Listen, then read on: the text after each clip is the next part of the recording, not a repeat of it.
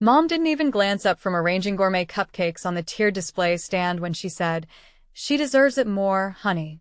Her words struck harder than a slap, as I stood in the kitchen with my freshly framed medical school diploma, trying to grasp her meaning. "Jessica has always shown more dedication to her studies," she added, while noting my varied interests over the years.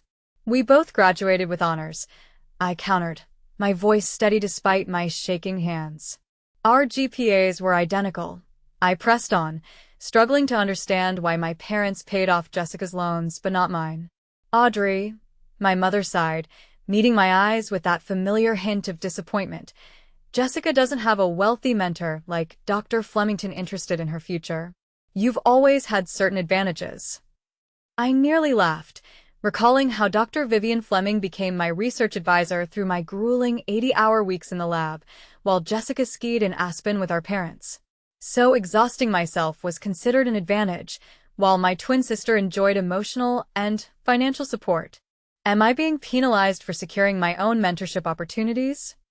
I asked, striving to hide the hurt. My father entered, wrapping an arm around my mom's shoulders. "No one's punishing you, Audrey. We're just being practical.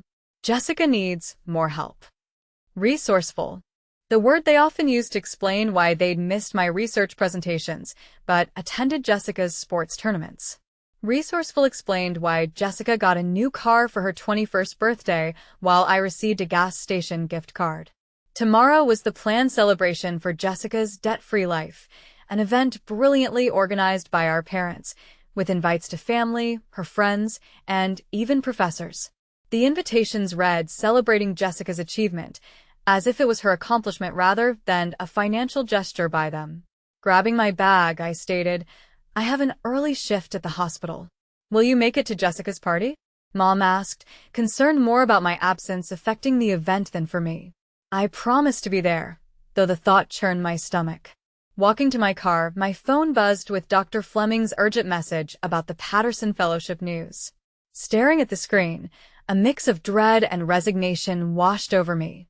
The favoritism wasn't just unjust. It promised to be publicly embarrassing with nothing left to prevent it. From the moment of birth, Jessica and I ventured down shockingly different paths. Born 6 minutes apart, family lore says I was the quiet one, while Jessica's healthy cries marked her entry. This was perhaps the blueprint for our lives. Growing up in Cleveland, Jessica was lively, social, and excelled in sports. I was more reserved, diving into books at the local library on topics from astronomy to zoology. Our parents were present for all of Jessica's games and recitals, while my science fair victories earned a brief, "Good job, Audrey," and a pat on the head. By high school, this dynamic was set in stone. Even when we both chose to pursue medicine, excitement was reserved for Jessica, while concerns about my ability endured. Medical school isn't just about smarts, Audrey. It's also about grit, my father cautioned, convinced Jessica pushed harder. Ironically, in undergrad at Ohio State, I maintained a perfect GPA while juggling part-time work, as Jessica tackled challenging subjects with pricey tutors funded by our parents. They financed her exclusive MCAT retake prep, while my 98th percentile first attempt was met with a simple, "That's nice, dear." Despite it all, I never held resentment toward Jessica. She was my twin, my sister, loved and blameless for our parents' bias, which she merely benefited from. There were moments she appeared uneasy about their favoritism, though she never spoke of it outright.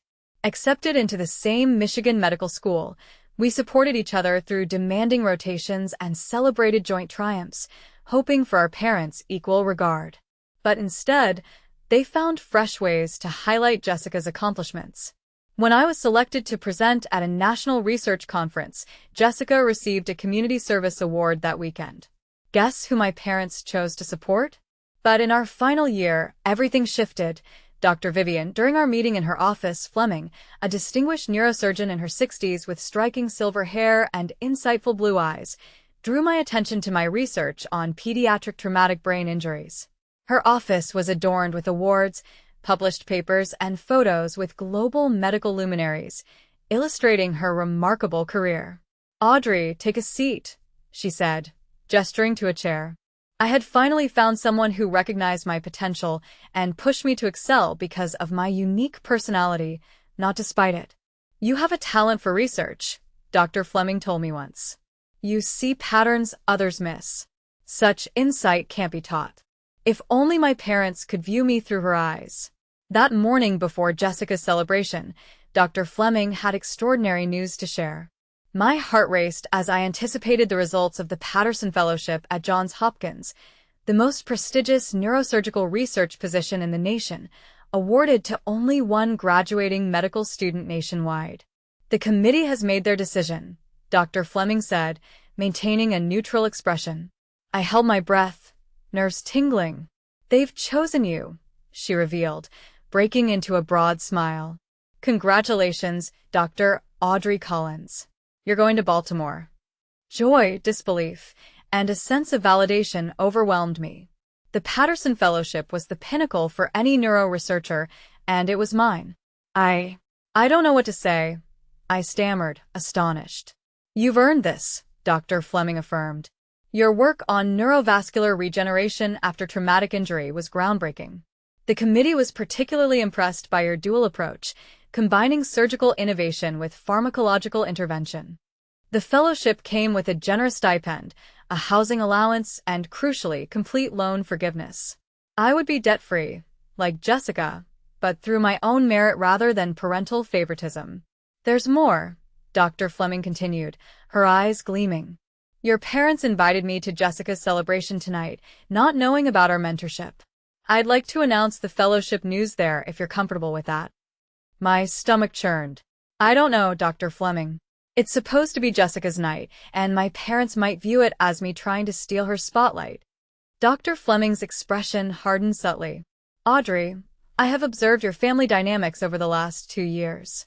I've witnessed your parents at hospital functions and heard how they speak about both you and your sister.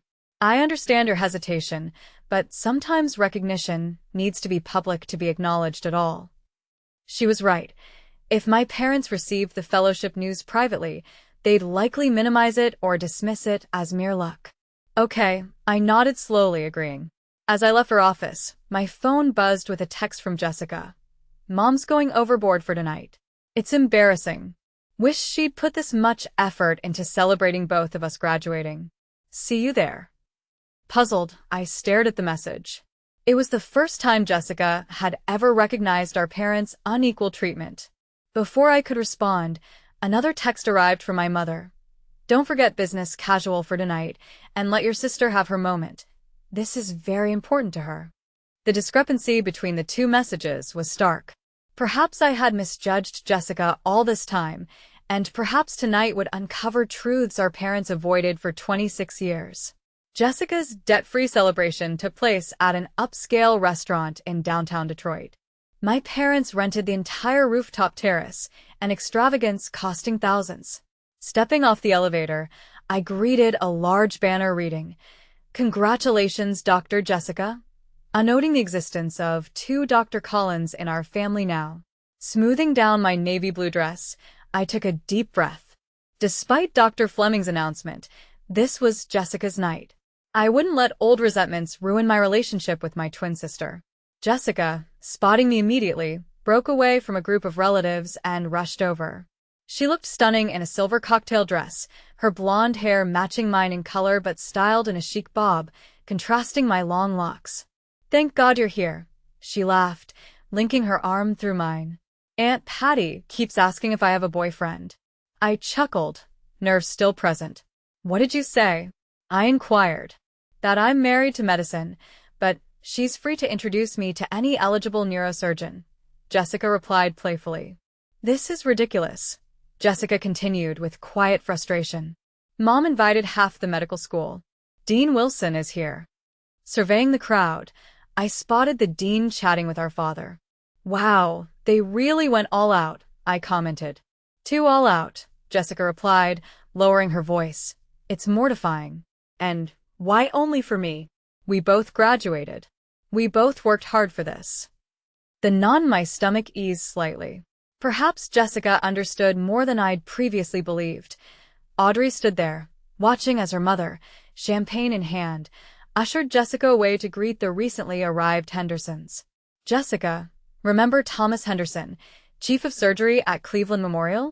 You should say hello," she said, while gently taking Jessica by the arm and leaving Audrey behind. Audrey, meanwhile, was tasked with ensuring the caterers had the gluten-free options available, as Cousin Beth was once again being difficult about her diet. The typical pattern resumed: Jessica in the spotlight, Audrey in the background. As Audrey was coordinating with the catering staff, Dr. Fleming arrived, elegantly commanding attention in a crimson pantsuit. "Audrey," she greeted warmly, embracing her. "Prepared for our announcement?" Audrey hesitated. "The timing. It feels complicated." Dr. Fleming took in the scene. The banner, the professionally decorated cake bearing only Jessica's name, and the slideshow where Audrey appeared only occasionally, overshadowed by Jessica.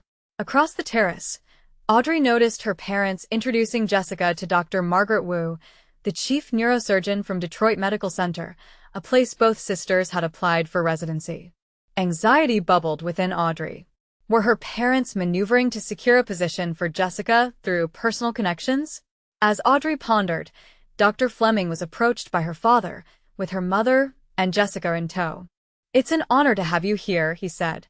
"You've worked with Audrey, haven't you?" Dr. Fleming raised an eyebrow. "Audrey has been my primary research partner for 2 years. Her contribution to our traumatic brain injury study was pivotal." Her parents exchanged a look Audrey couldn't decipher. "Jessica has been involved in neurosurgical research too," her mother added, misrepresenting Jessica's true area of study, neuropsychiatry, distinct from the surgical field. Dr. Fleming's gaze turned sharp. "Interesting. I thought Jessica's work focused more on psychiatric applications than surgery." An awkward silence enveloped them, hope fleeting from Audrey's heart as the announcement neared. As dinner proceeded, Audrey was seated at a secondary table, within earshot but not part of the main conversation.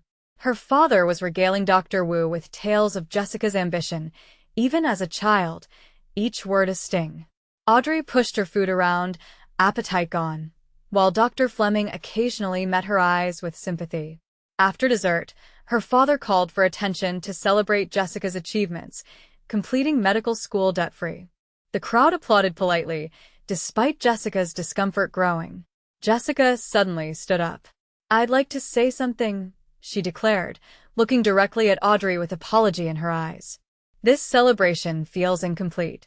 Audrey and I both graduated with identical GPAs. She worked incredibly hard, doing it without the support system I had." Silence fell over the guests, shock evident on their parents' faces. "Jessica," her mother whispered, "this isn't the time." Jessica was resolute. "It's exactly the time. I can't accept this recognition if it means excluding my sister. It's not right, and it never has been." Emotions surged through Audrey. Vindication mingled with sadness. Her father quickly resumed, overly cheerful. "We're proud of both our girls. Audrey has done well too, but tonight is about celebrating Jessica's special achievement of being debt-free." Jessica replied evenly, "That's an achievement you facilitated, not one I earned." The tension in the room was palpable. The ideal family image her parents had cultivated disintegrating. At a public gathering, Dr. Fleming stood and said, "If I might interject here, I'd like to share some news about Audrey that many may not be aware of." Her authoritative voice captured everyone's attention. My parents exchanged uneasy glances as Dr. Fleming continued. "Audrey's research in neurovascular regeneration has earned her the Patterson Fellowship at Johns Hopkins. For those unfamiliar, it's the most prestigious position a graduating medical student in the country can achieve, offering full loan forgiveness and an attractive stipend." Gasps echoed around the room, whispers quickly escalating. Dr. Wu looked at me with newfound interest, while my cousins whispered excitedly. "In fact," Dr. Fleming added, "the selection committee was particularly impressed by Audrey's innovative dual-approach methodology, developed largely on her own while juggling a full clinical rotation schedule." Having mentored numerous promising physicians, Dr. Fleming noted it was rare to encounter someone with Audrey's dedication and insight. The room burst into applause, genuine and enthusiastic. People turned to look at me, smiling and nodding their respect. My parents remained motionless, expressions a mix of shock, confusion, and dawning horror as the narrative they'd woven about their daughters unraveled. Jessica beamed at me, free of jealousy. Additionally, Dr. Fleming wasn't finished. I am delighted to announce that I've arranged for the remainder of Audrey's medical school loans to be covered by our department's Merit Scholarship Fund, a decision unanimously approved by the board, recognizing her extraordinary contributions to our research program. Not only was I debt-free, but I'd earned it. Following Dr. Fleming's announcement, the atmosphere shifted. Faculty members previously drawn to Jessica now approached me, eager to discuss my research and congratulate me on the fellowship. Several clinical supervisors shared glowing remarks about my work with patients, attention I hadn't realized I'd drawn. My parents, still at their table, remained visibly shocked, grappling with news of the fellowship and loan forgiveness, while witnessing the dismantling of the narrative they'd constructed about their daughters. The quiet, self-sufficient twin was now the focus of professional admiration. Jessica approached with champagne in hand. "Congratulations, sis," she said, clinking her glass to mine. "The Patterson Fellowship, that's incredible. Why didn't you tell me?" "I found out this morning," I admitted. "I didn't want to overshadow your celebration." Jessica frowned. This ridiculous party was Mom and Dad's idea, not mine. I told them it was over the top and unfair to you, but you know how they get when they decide something. "I didn't realize," I confessed. "Of course," Jessica replied, looking hurt. "I've always known they treated us differently. I just didn't know how to fix it without making it worse." Before I could respond, Dr. Margaret Wu approached. "Dr. Collins," she addressed me directly, "I was very impressed by Dr. Fleming's account of your research. We should discuss whether you'd consider bringing your work to our neurosurgery department." I blinked, caught off guard. "That's very flattering, Dr. Wu." "But she's already accepted the Patterson," Jessica interjected, wrapping an arm around me proudly. "It's a once-in-a-lifetime chance, but my sister doesn't just stop at one revolutionary thing. I bet she'll have another groundbreaking study underway within months in Baltimore." Dr. Wu smiled. "When you've completed the fellowship, consider Detroit. We'd be fortunate to have both of you." She nodded at Jessica. "In your respective specialties." After she walked away, I turned to Jessica, amazed. "You didn't have to do that." "I want to stay in Detroit for my residency," Jessica said, "but not by letting Mom and Dad manipulate the situation. I don't want you to miss out on opportunities. That's not who I am." Across the room, our parents finally rose, hesitantly moving toward us, their progress slow as guests stopped to talk about me, a new experience unsettling for them. "Here they come," Jessica murmured. "Ready for this?" "Not really," I admitted. When they reached us, my father attempted a tone of pride. Dr. Fleming had some impressive things to say. "The Patterson Fellowship, quite an honor." "Why didn't you tell us you were being considered for something so prestigious?" my mother asked, hinting accusation. "Would it have mattered?" I replied quietly. "You've made it clear where your support lies." My parents exchanged uncomfortable glances. "That's not fair, Audrey. We've consistently approached supporting both of you uniquely," my father started. Swiftly, my mother added, "They required different things from us." Shaking her head, Jessica interceded. "Mom, Dad, let's avoid this tonight. But soon, we'll need a deeper conversation, all of us." She gave me a significant look, indicating no more pretense. At that moment, Dr. Fleming appeared by my side, sparing me from having to reply. "Audrey, the dean wishes to discuss featuring your fellowship in the alumni magazine," she conveyed with a smile toward my parents. Her demeanor was polite, yet her eyes had a steely glint. "You must be extremely proud to have such accomplished daughters," she remarked, "though it must feel rewarding to witness Audrey's recognized efforts, given all she's overcome." The emphasis on overcome was subtle, yet unmistakable, causing my parents to show signs of embarrassment. "Well," my mother spoke feebly, "we always knew Audrey was special.